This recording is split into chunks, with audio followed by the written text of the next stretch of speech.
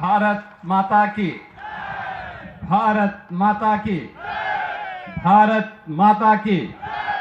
वंदे वंदे वंदे।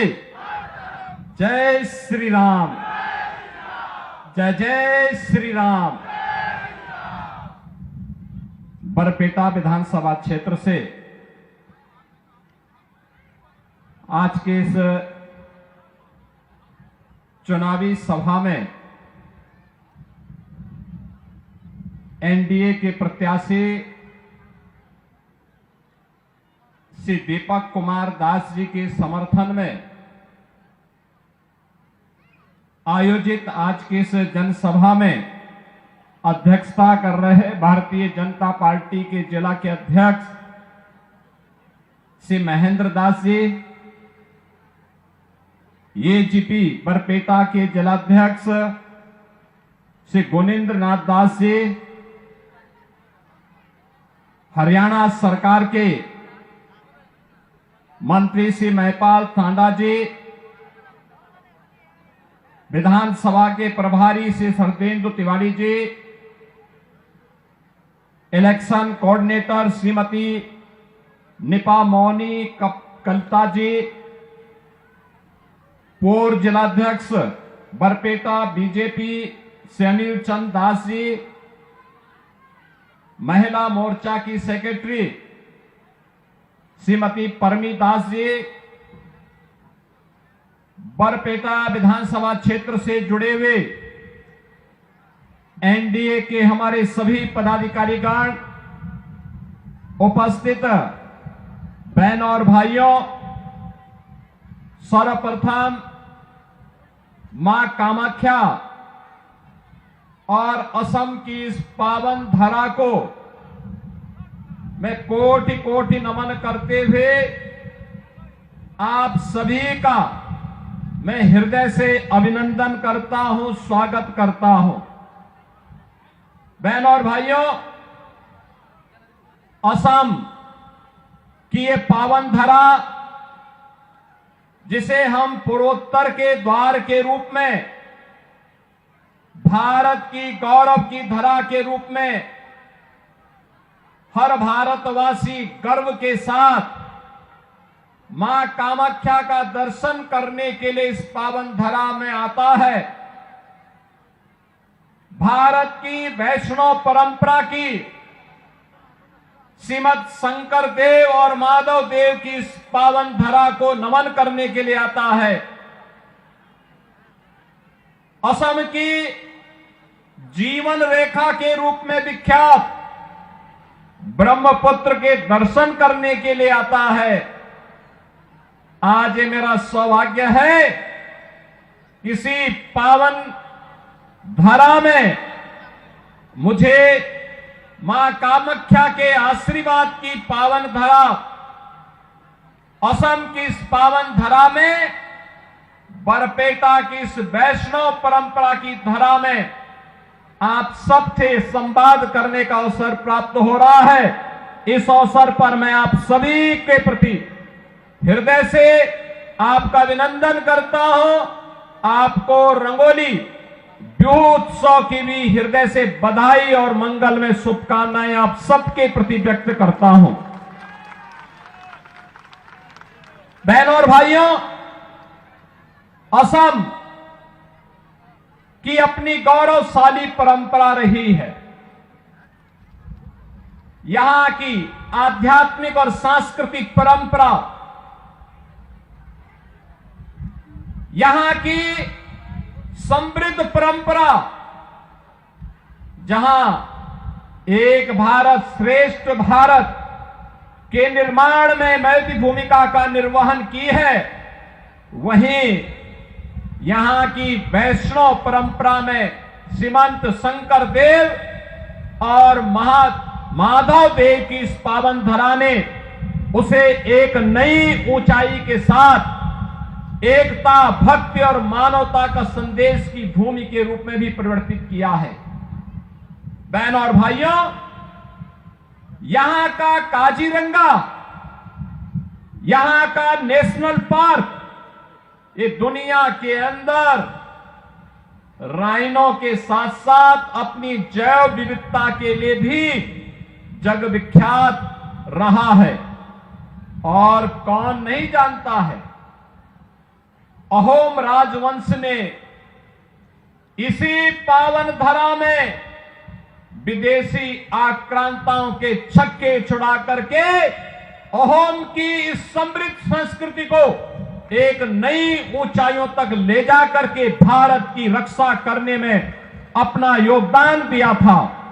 और उस समय अहोम राजवंश के महान नायक लचित बोरफुकन की अदम्य साहस, उनका शौर्य और पराक्रम हर भारतीय युवा के लिए सदैव एक प्रेरणा रही है।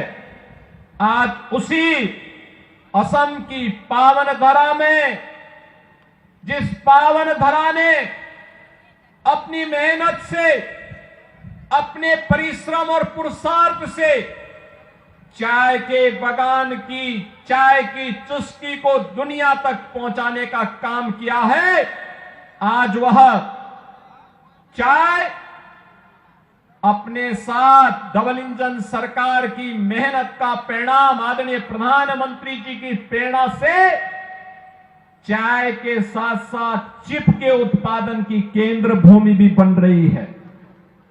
आज उसी पावन धरा को, जिस पावन धरा ने सांस्कृतिक और संगीत की कला के एक महानायक के रूप में भूपेन हजारिका को जन्म दिया, ये वही धरा है। और भूपेन हजारिका की उस प्रतिभा को सम्मान देने का काम अगर किसी ने किया है, एनडीए की सरकार ने प्रधानमंत्री मोदी जी के नेतृत्व में किया है, जब उन्हें 2019 में भारत रत्न का सम्मान देकर के भारत ने अपने आप को सम्मानित किया था। बहनों और भाइयों, असम की इस परंपरा को गोपीनाथ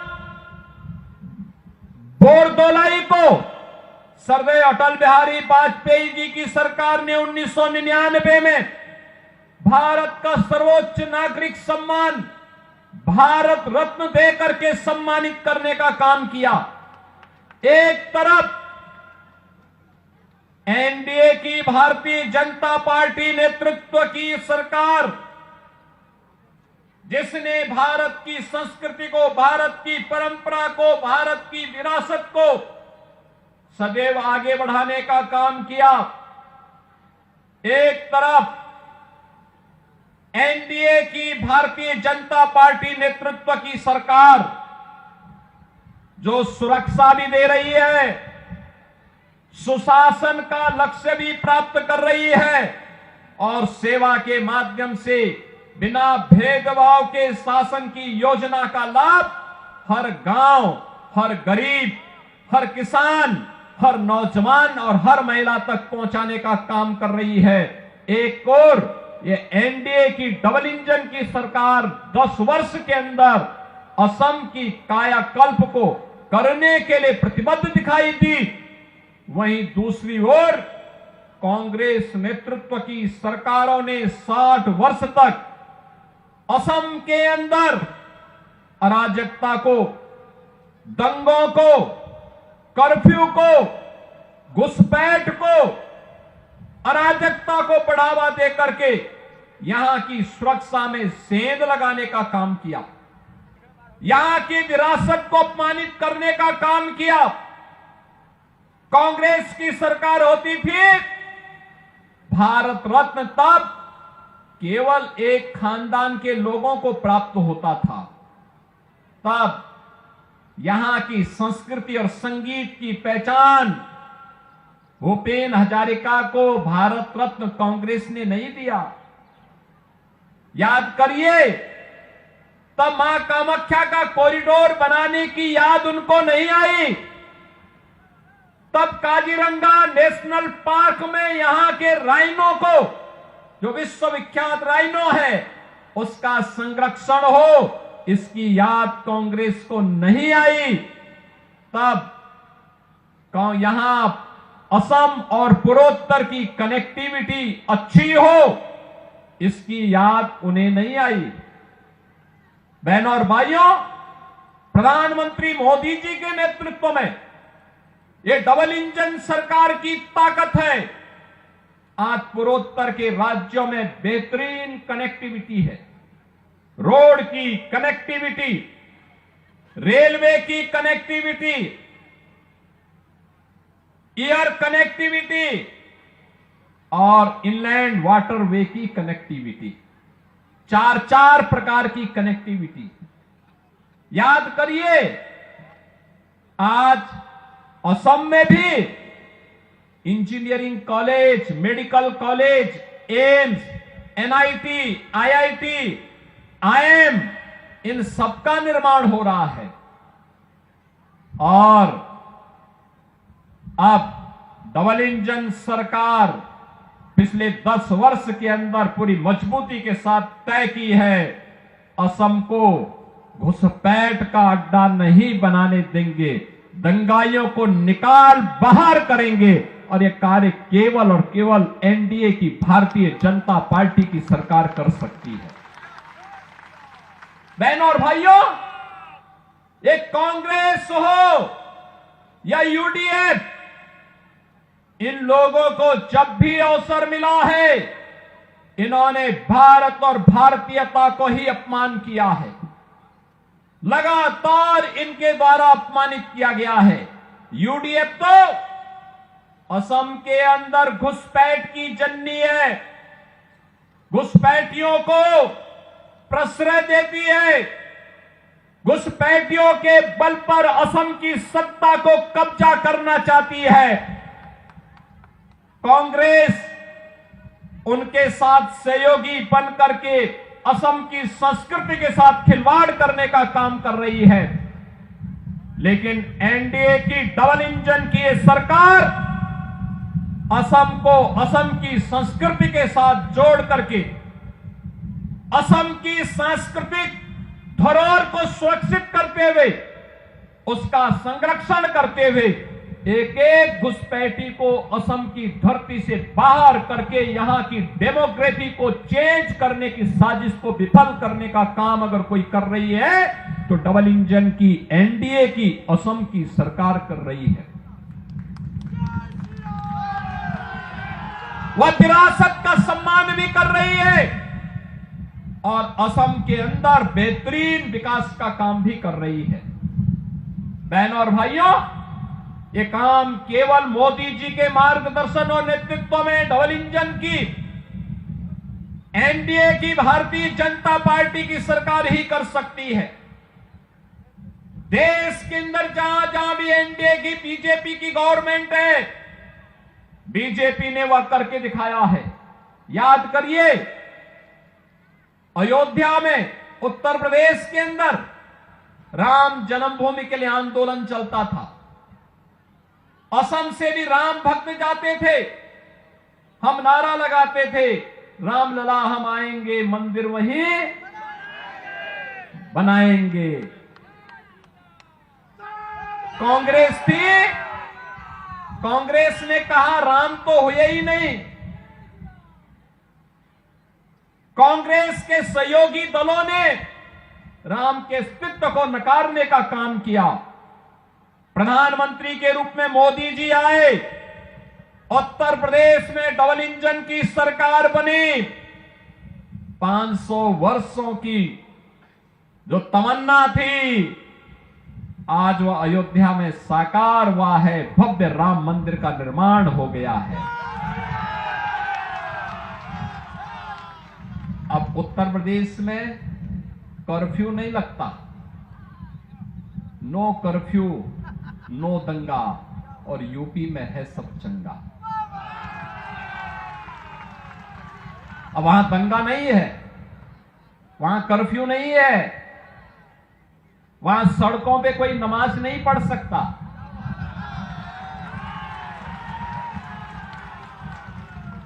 वहां पर अब किसी भी धर्मस्थल से चिल्लाने की आवाज नहीं आती है।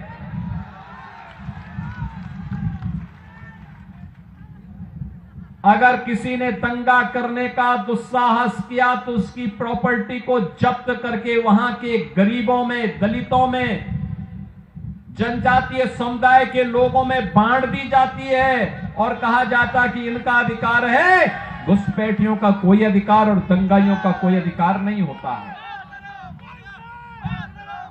बहनों और भाइयों, ये कांग्रेस हो या यूडीएफ,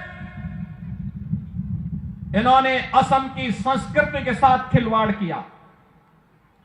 घुसपैठियों को यहां घुसा करके यहां की डेमोग्राफी को चेंज करने का प्रयास किया, आपके हक पर डकैती डालने का काम किया, असम के लोगों के राशन पर, उनके मकान पर, उनकी जमीन पर जबरन कब्जा करने का प्रयास किया। और एनडीए की ये डबल इंजन की सरकार प्रधानमंत्री मोदी जी के नेतृत्व में एक और विरासत के रूप में मां कामाख्या कॉरिडोर के निर्माण के कार्यक्रम को आगे बढ़ा रही है। एक और विरासत और विकास के कार्यक्रम को आगे बढ़ाने के लिए से हेमंत बिस्व शर्मा जी के नेतृत्व में असम के अंदर एनडीए की सरकार कार्य कर रही है। मां कामाख्या का कॉरिडोर का निर्माण का कार्य आगे बढ़ रहा है। एक एक घुसपैठी को चिन्हित करके उसे यहां से बाहर कराने की व्यवस्था भी हो रही है। और दूसरी ओर डेवलपमेंट के बड़े बड़े कार्य आज असम के अंदर भी देखने को मिल रहे हैं। असम के अंदर ये एनडीए का संकल्प है कि असम की धरती को लव जिहाद और लैंड जिहाद की धरती नहीं बनने देंगे। असम की धरती में घुसपैठ नहीं होने देंगे। असम की डेमोग्राफी को बदलने की कांग्रेस और यूडीएफ की साजिश को सफल नहीं होने देंगे। और इसको रोकने का काम केवल और केवल एनडीए की, बीजेपी की गवर्नमेंट ही कर सकती है, कांग्रेस और यूडीएफ नहीं कर सकती। और इसीलिए आज मैं आया हूं आपके पास। मैं उत्तर प्रदेश से विशेष रूप से आया हूं कहने के लिए। आज आप देख रहे होंगे उत्तर प्रदेश में पिछले 9 वर्ष से डबल इंजन की सरकार है और 9 वर्ष में एक भी दंगा यूपी में नहीं हुआ। एक भी दंगा नहीं। दंगा मुक्त, कर्फ्यू मुक्त, माफिया मुक्त, कोई माफिया नहीं। विकास कार्य धड़ल्ले से डबल इंजन की सरकार बुलेट स्पीड पर विकास के कार्यों को आगे बढ़ा रही है, तो गरीबों के कल्याण के कार्यक्रम को भी आगे बढ़ाने का काम कर रही है। हर एक गरीब को उज्ज्वला योजना का कनेक्शन हो,